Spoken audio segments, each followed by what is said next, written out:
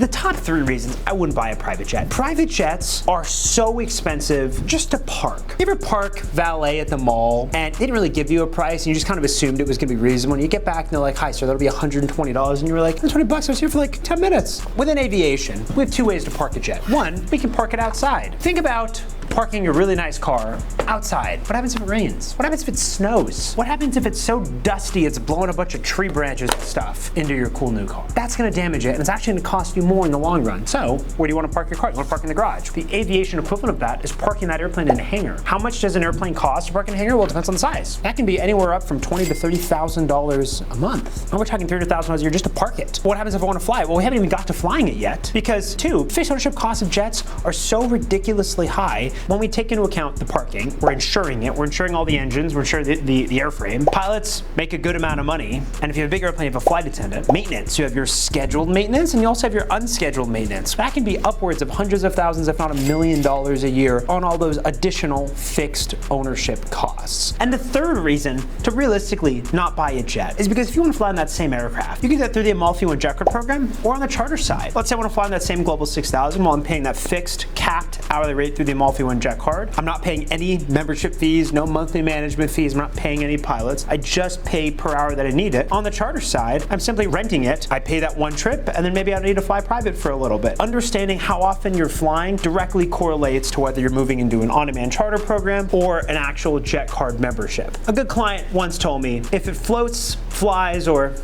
it's cheaper to rent it.